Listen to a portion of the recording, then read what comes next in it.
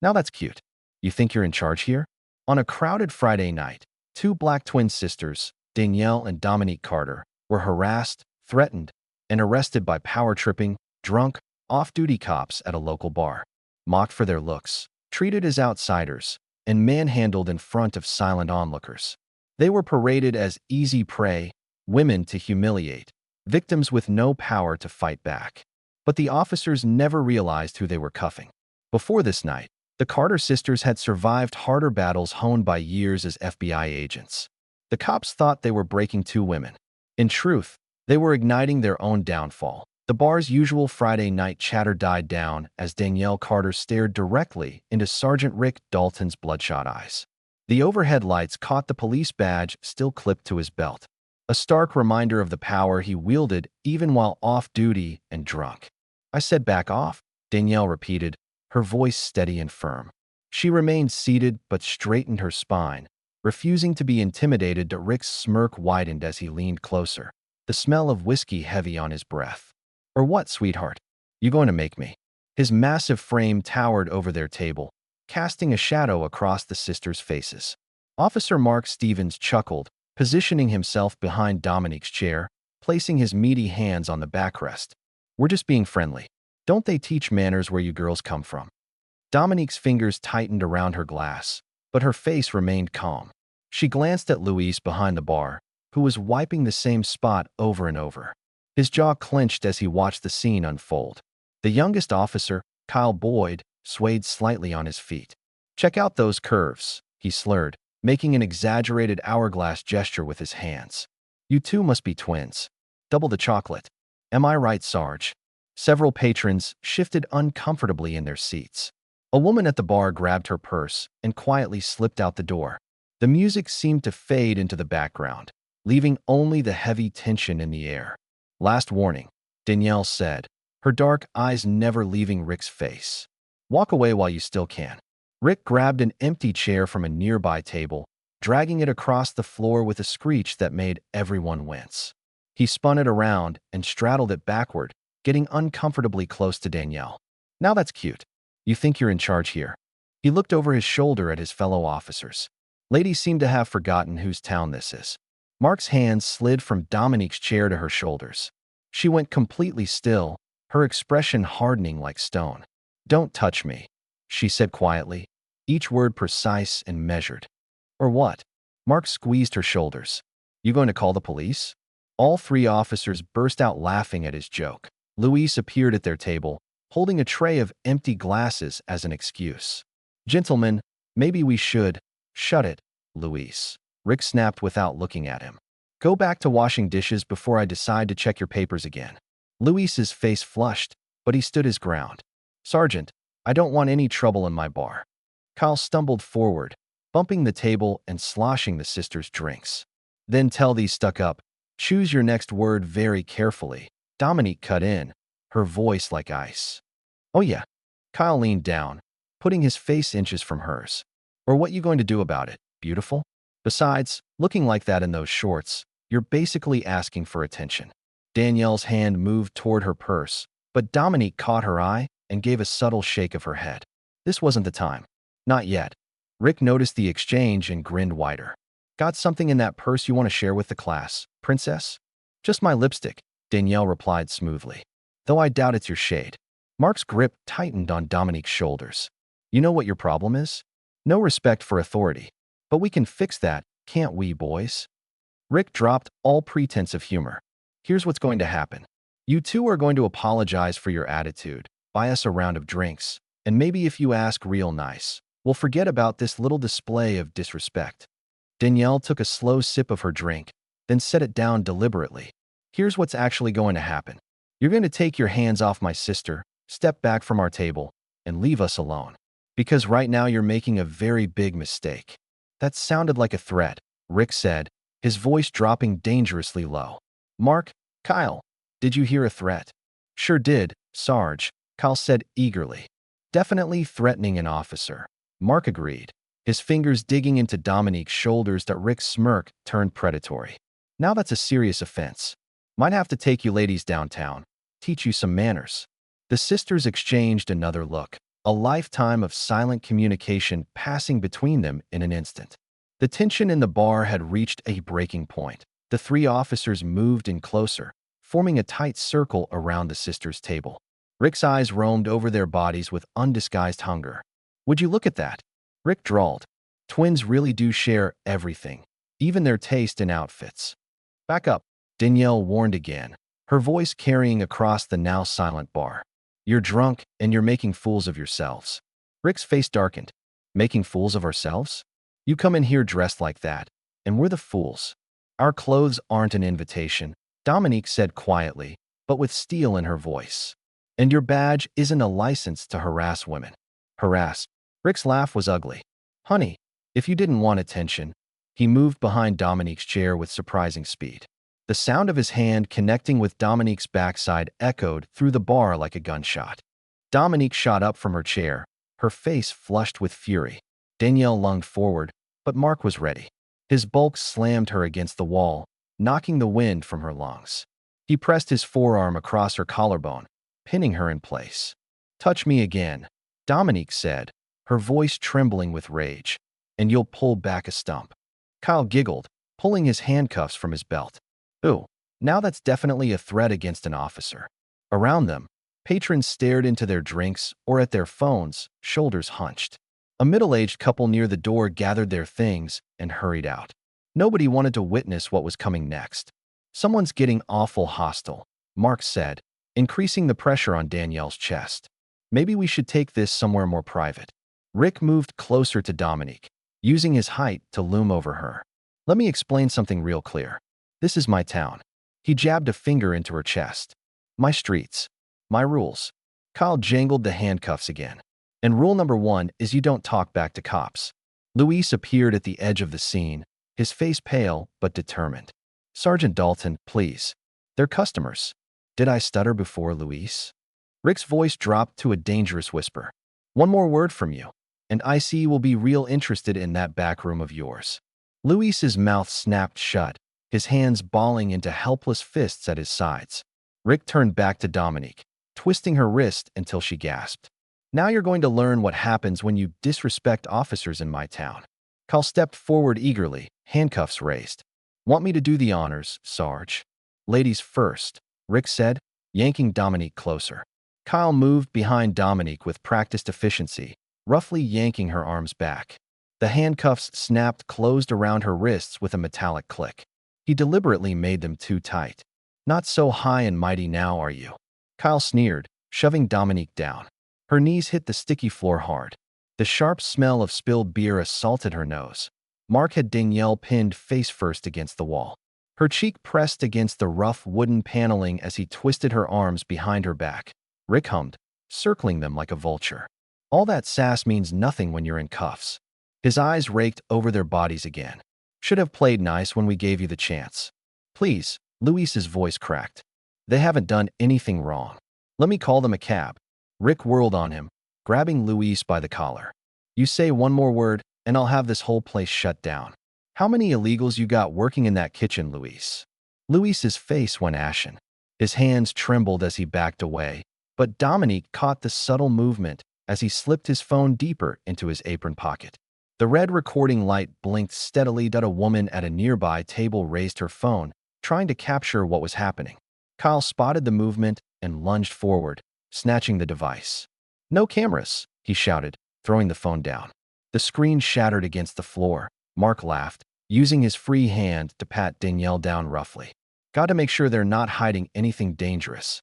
His fingers lingered too long at her hips, her waist. "Charges," Dominique demanded. "What charges? We haven't done anything." Rick crouched in front of her, grabbing her chin. "Disorderly conduct, disturbing the peace, threatening an officer. Maybe assault, depending on how cooperative you decide to be." "Get them up," Rick ordered. "Time for a ride downtown." The sisters were pushed toward the door, stumbling in their captor's grip.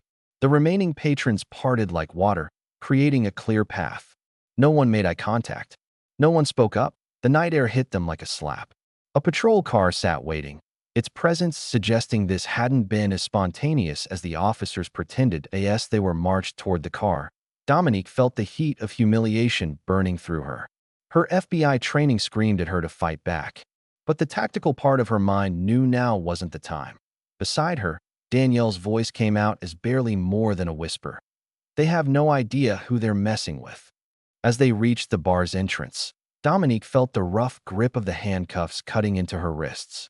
With practiced flexibility, she managed to work 2 fingers into her back pocket, where her badge case sat. The leather was slick with sweat. Finally, she felt it slide free. With a subtle flick of her wrists, she let it drop. The badge case hit the wooden floor with a heavy thud. It landed face up, the golden shield catching the bar's dim light. The FBI seal was unmistakable. Federal Bureau of Investigation, Dominique announced, her voice carrying across the silent room. Despite the bruise blooming on her cheekbone, her tone remained steady.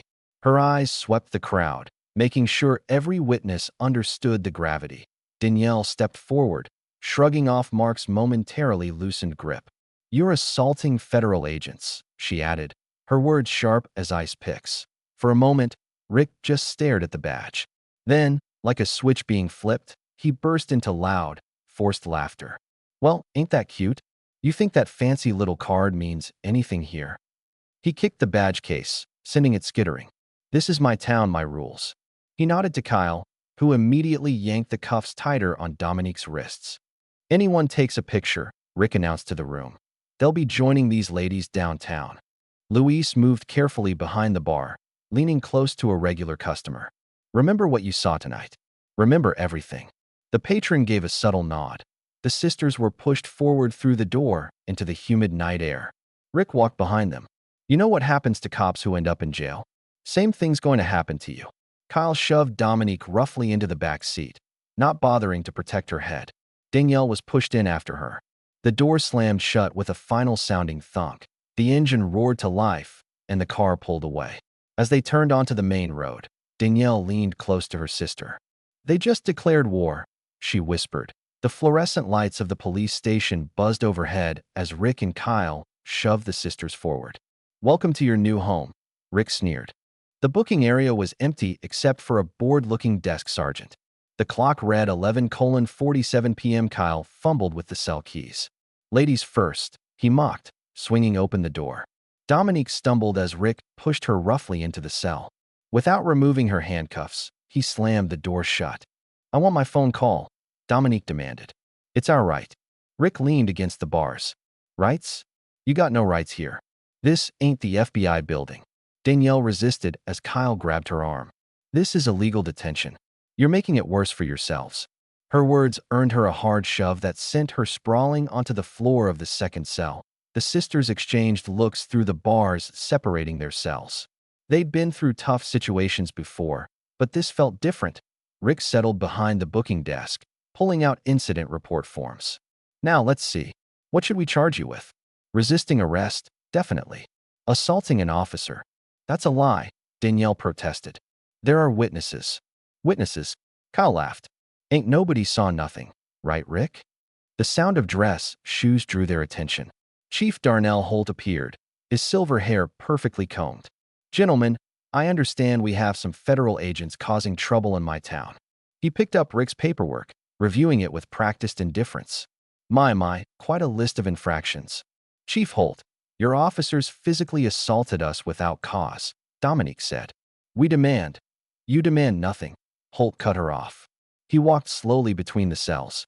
"Bad things tend to happen to people who push too hard in my town. People disappear into the system. Paperwork gets lost." His smile never reached his eyes. "Even FBI badges won't save you from that." "You can't intimidate us," Danielle said. "We've dealt with corrupt cops before." Holt chuckled. "This isn't just about punishing you. You have a choice. You can take your disorderly conduct charges, spend the night here, and leave town tomorrow. Or," he let the alternative hang unspoken. "Or what?" Dominique challenged. "You'll make us disappear? I don't see any victims here. Just 2 drunk women who attacked my officers. That's what the paperwork will show anyway." He handed the forms back to Rick. "Finish processing them. By the book.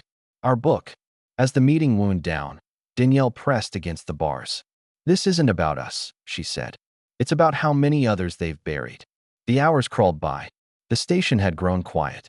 The clock now read 2:13 a.m. Danielle paced her cell, while Dominique sat on her bunk, eyes focused on the hallway. The sound of soft footsteps drew their attention.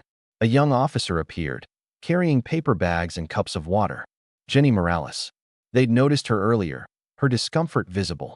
"Dinner," she announced loud enough for anyone listening. Her voice dropped to barely a breath as she approached. "Don't trust anyone here.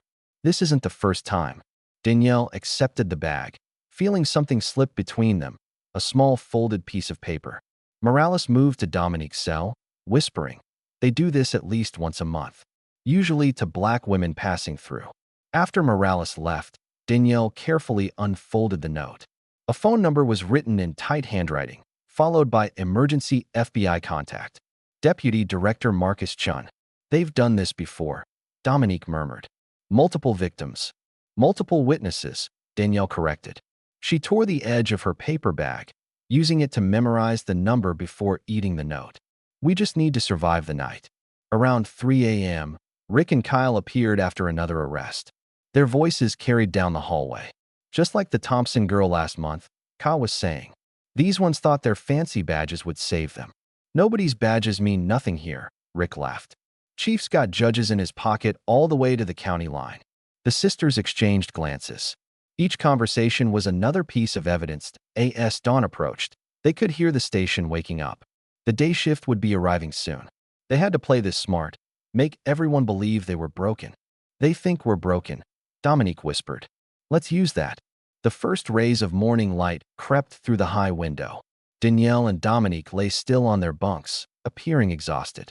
In reality, every sense was alert. Heavy footsteps echoed down the corridor, accompanied by the clink of bottles. Rick's voice carried clearly. "Man, I needed this after dealing with those stuck-up feds." "Hell yeah," Kyle agreed. "Bourbon makes everything better." Mark's voice joined in. "Remember that family on Oak Street last summer? The way that mother cried when we found that bag of pills in her son's room." Danielle kept her breathing steady, though her heart raced. The hidden microphone sewn into her bra strap, standard FBI equipment they hadn't thought to check for, was picking up every word. "Kids swore up and down they weren't his," Rick chuckled. "But who's going to believe some black teenager over 3 officers? 5 years minimum. That's another one off the streets." "Chief says we're doing God's work," Mark said, "keeping the neighborhood clean." Dominique's mind worked like a computer, cataloging names, dates, locations. Every detail could be crucial. "Speaking of cleaning up," Rick continued, "remember the Williams family? 3 generations in that house on Maple, until we got creative with that property seizure." Kyle laughed. "Now it's that nice new coffee shop." Development company sure was grateful. "That envelope the chief got wasn't exactly thin," Mark added. The bourbon kept flowing, loosening their tongues. Stories spilled out. Falsified reports, planted weapons, convenient errors that made evidence disappear. Each confession was another nail in their coffin. "Remember that teacher?" Kyle's voice got louder.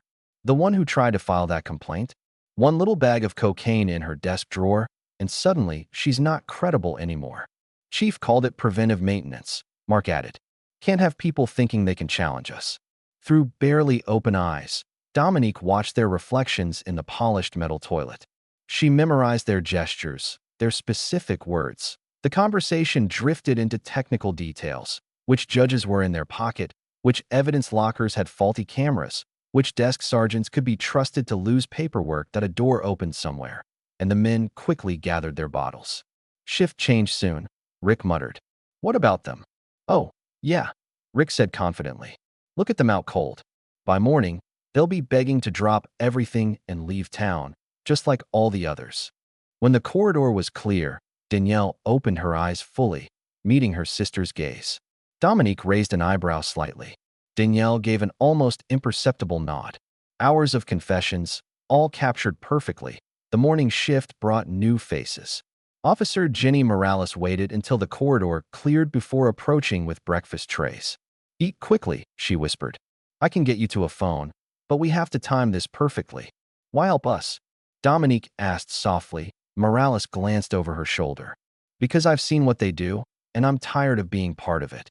She explained her plan: the landline in the file room, the 10-minute gap between shifts, the camera blind spot. When shift change came, Morales's timing was perfect. A crash echoed from the front desk. Keys jingled in their locks. Now, Morales hissed, leading them down the back corridor. The file room smelled of dust and forgotten papers. Morales pointed to the phone, then took position by the door. Hurry. Danielle's fingers shook as she dialed Chen's direct line. Her supervisor Keen had always seemed fair. If anyone would help, it would be him. This is Keen. Sir, it's Agent Danielle Carter, she whispered. We need help. We're being held. Carter. Keen cut in, his tone strange. Where are you calling from? Local station. Sir, we have evidence of massive corruption. Multiple officers on tape. Stop. Keen's voice had gone cold. Don't say another word. I've already heard from Chief Holt. He tells me you two caused quite a scene. Assaulting officers, resisting arrest. That's not what happened, Danielle protested. We have proof. Listen carefully. Keen interrupted. Whatever recording you think you have, forget it. Drop this now while you still can. The betrayal hit like a physical blow. They're corrupt. They're destroying lives, and you're going to help them cover it up. I'm trying to help you. Some battles aren't worth fighting. Take the warning and walk away. That's an order, Agent Carter. The line went dead. Morales appeared. Someone's coming. We have to move. They barely made it back to their cells before Rick appeared, holding a phone. Well, just got an interesting call from your FBI boss. Says you two are problem agents. Says we should handle this locally. Dominique exploded forward, her fist striking the bars. You corrupt piece of… Now, Rick cut her off. Is that any way to talk? Especially after your own superior confirmed what troublemakers you are. Danielle stood perfectly still, her fury crystallized into something cold and sharp. They had counted on Keen, trusted him. His betrayal wasn't just personal. It was a betrayal of everything the badge stood for. What's wrong? Rick taunted. Realizing nobody's coming to save you? Your boss sends his regards. Says we should take our time. Dominique's knuckles were bleeding from striking the bars. But it was Danielle's response that sent a chill through the corridor. For words spoken with deadly calm. Then we burn them all. The intensity in her voice made Rick's smirk falter because it wasn't the threat of a desperate prisoner. It was a promise from someone who had nothing left to lose. Later that night, Morales slipped back. I have a message. Luis, the bartender. He wants you to know he has something important. What do you mean? Danielle asked. He had cameras. Hidden ones for security. The night at the bar. He got everything. But he needs help getting the footage out safely. Can you arrange contact? Dominique asked. Morales nodded. I know someone. Maya Green, investigative journalist. She's been trying to expose corruption here for years. The next day, Maya arrived under the pretense of interviewing the sisters. The guards let her in, smirking. Maya was sharp-featured and intense. She set up her recorder, then leaned in close. Luis contacted me. She whispered. I've seen the footage. But there's more. Judge Wilkes has been collecting evidence for years. Clarence Wilkes. Danielle asked quietly. The retired circuit judge? Maya nodded, pulling out a legal pad. What she wrote made both sisters' eyes widen. Meeting tonight. Wilkes's house. Luis bringing footage. I have files. Police scanner frequencies. Bank records. That evening, during shift change, Morales disabled the cell block cameras. The sisters were moved to holding rooms with windows facing the parking lot. Within minutes, they were in Maya's car, crouched beneath blankets as she drove past security. Judge Wilkes's house was modest, set back behind old oak trees. The judge answered the door, tall and dignified. Welcome. We have much to discuss. Luis was already there, his laptop open. I have everything. Not just that night. Years of footage. Them bragging about planted evidence, beating suspects, shaking down businesses. The judge nodded grimly. And I have the court records to match. Cases where evidence appeared mysteriously. Witnesses who changed their stories. Patterns of targeted harassment. Maya spread her files. Bank accounts, suspicious property purchases, a network of corruption reaching state level. And now we have proof of FBI involvement, Danielle added. Thinking of Keen's betrayal, they worked through the night, piecing together evidence. Luis's footage provided faces and confessions. The judge's records showed the legal framework. Maya's investigations exposed the money trail. Look at this, Dominique said, pointing to arrest records.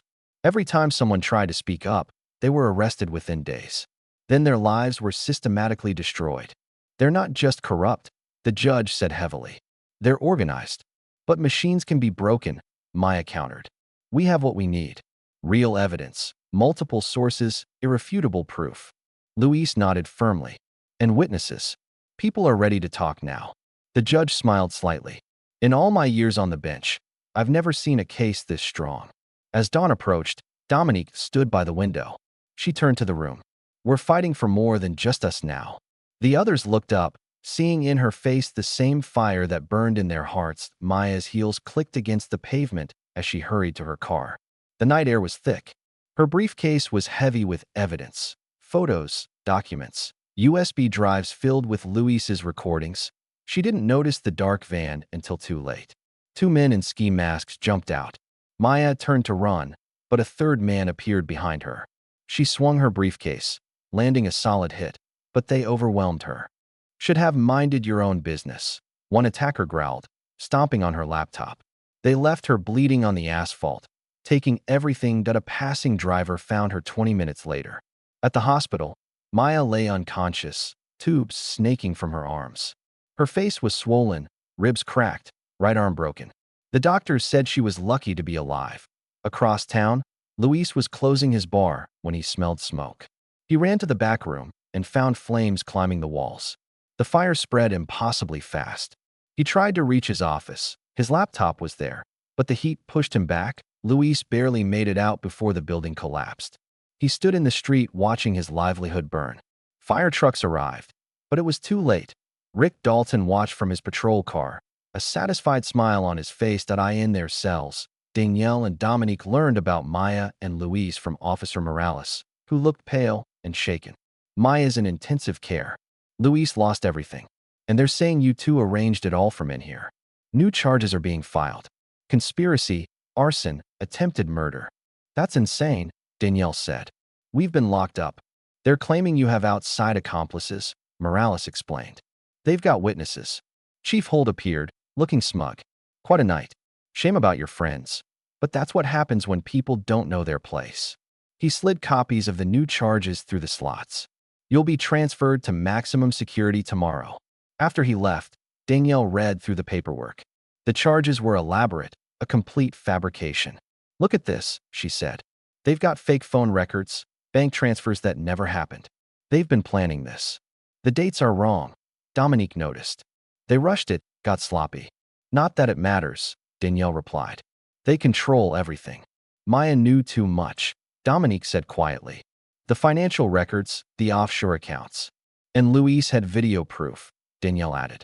Years of them discussing crimes. Rick and Kyle swaggered past. Sleep tight, ladies. Tomorrow's going to be a long day. When they were gone, Dominique moved closer. What about Judge Wilkes? His records? Morales says his house was broken into. Everything taken. The sisters sat in silence. We knew they'd fight back, Dominique said finally. But this, Danielle gestured at the charges. They're not even trying to be subtle anymore. They're panicking, Dominique said. Maya will recover. Luis will rebuild. We're not finished. No, Danielle agreed. This is just the beginning of how far they'll go. Through the narrow window, they could see stars. The same stars they'd watched as children, dreaming of justice. Dominique reached through the bars. Danielle clasped her hand tightly.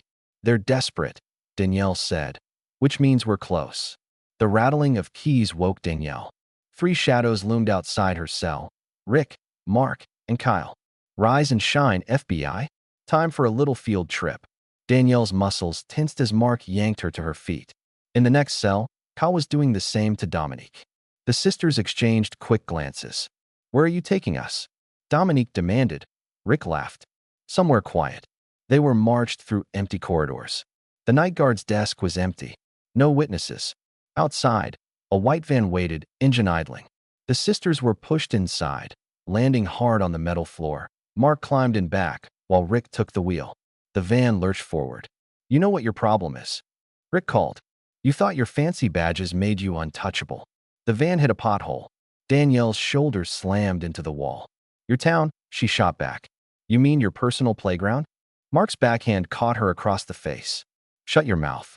Touch her again, Dominique growled. And you'll what? Kyle twisted around, grinning. We own this county. Police, judges, even your FBI supervisor. The van turned onto a rough road. Through the windshield, Danielle glimpsed trees pressing close. Nobody knows where you are, Rick said. By morning, you'll just be two more missing persons. Maybe they'll find pieces of you in the swamp. Maybe not. The sisters sat back to back, drawing strength from each other. Danielle felt Dominique's fingers brush hers, a silent signal. Stay alert.